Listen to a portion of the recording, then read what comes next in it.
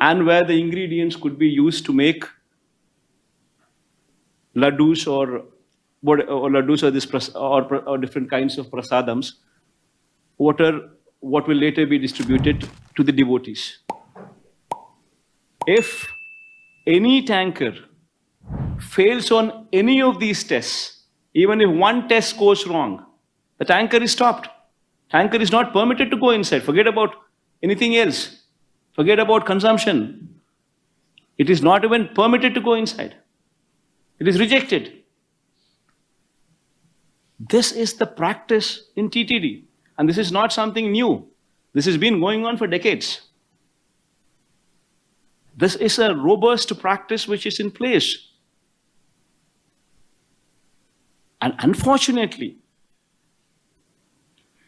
because of this practice which is in place, yet the Chief Minister chose to speak lies. This is the most unfortunate thing. Even during Chandrababu's regime, during 2014 to 19, 14 to 15 times, tankers were rejected during his regime as well. And during our regime also, 18 times, 2019 to 24, 18 times samples were rejected. Tankers were stopped. They were not permitted to go in. It's a normal practice, compulsory testing practice. Somebody would have to go through the process of this testing, and only after they clear the testing process, the vehicle is permitted to go inside. This is a normal practice. Even in this particular case, when the rejection took place, when was the sample collected? It was collected on July 12th. Who was the Chief Minister then? On July 12th. It was Chandrababu Naidu who was the Chief Minister on July 12th when the sample was collected. And then the sample was tested, rejected. Then a sample on 17th was also sent to NDDB, which is also routine practice. Then the report came from NDDB on 23rd of July. So from 23rd of July till now, which is 2 months,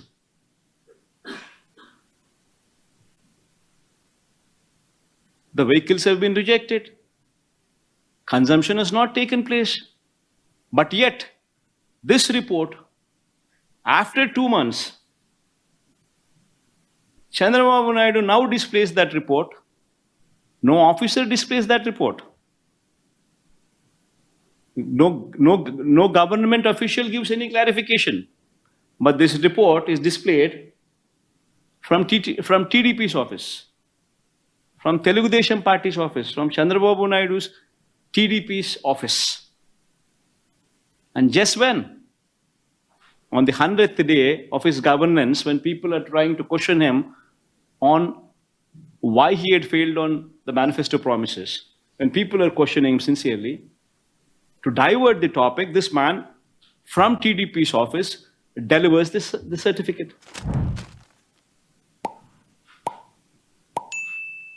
Now, being a chief minister, how is he at liberty, knowing very well the procedure put in place, rather than taking credit for the robust procedure which is put in place, and not now, but what has been in existence for decades, rather than taking credit for such good process which is put in place, where no material is used for consumption in TTD until and unless every tanker passes through the tests. Telegrams and so on and so forth, where we want to streamline the way government interacts even with entrepreneurs, government interacts with business fraternity, government interacts with citizens.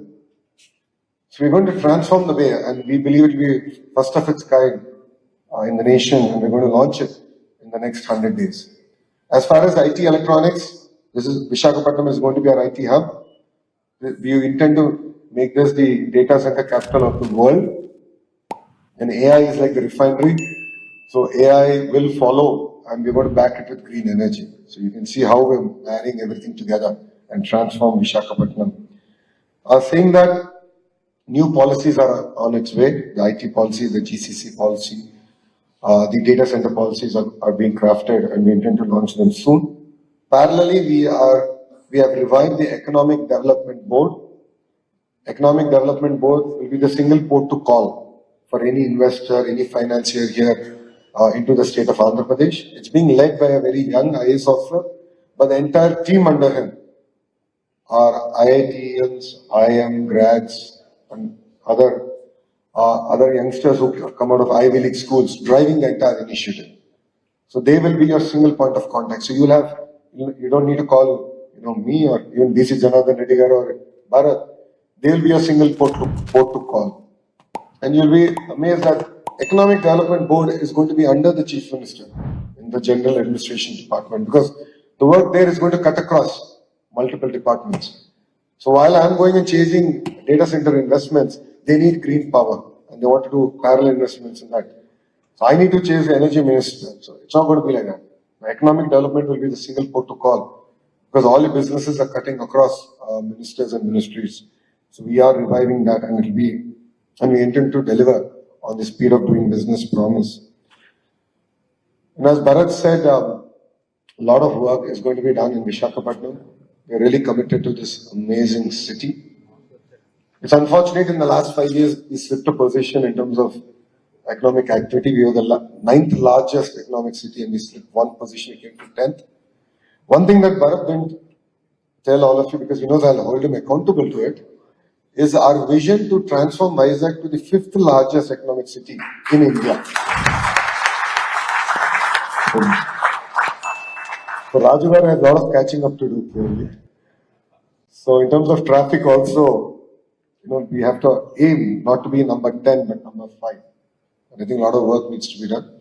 As you rightly said, with Air India now being privatized, and of course being under the leadership of the Tata Group, I think close to 250 flights have been ordered. Under the leadership of Chandra sir, there's a lot of excitement into Bhogapuram and what work they want to do. In fact, I think it was 2 days ago that we had a Zoom call where we discussed about Bhogapuram, MRO, and of course my intention was about the cricket stadium here, the marina here. So we had a very long discussion on the way forward. And we don't look at Bhogapuram purely as an airport, as Bharata said, MRO, and look at the region's largest MRO. And beyond MRO, we are discussing about why all the equipment required in an airport cannot be manufactured in Bhogapuram. So that's the kind of vision with which we want to work with the GMR group and really transform and create jobs as a region. All of you know it's been just over 100 days since the new government here formed in Andhra Pradesh. And our first promise out of the 6 promises we made to the public is to create 20 lakh jobs. So the single agenda with which your government is going to work is on creating jobs. So who creates more number of jobs will get the greater red carpet possible. It's not just about the rupee value of investment. For us, we really want to attract job creating companies. So I would request all of you to look at Andhra Pradesh from that perspective. So I'd like to thank all of you for coming all the way to Visakhapatnam, being part of this summit. I know there's some exciting topics coming ahead, and I did take a look at it. That clean energy is one big topic, and that's something that's going to be very close to our heart. And we're going to work in terms of delivering that. So thank you very much for coming here. Thank you for having me. And I look forward to having all of you and being part of the journey of Vikasit Andhra Pradesh.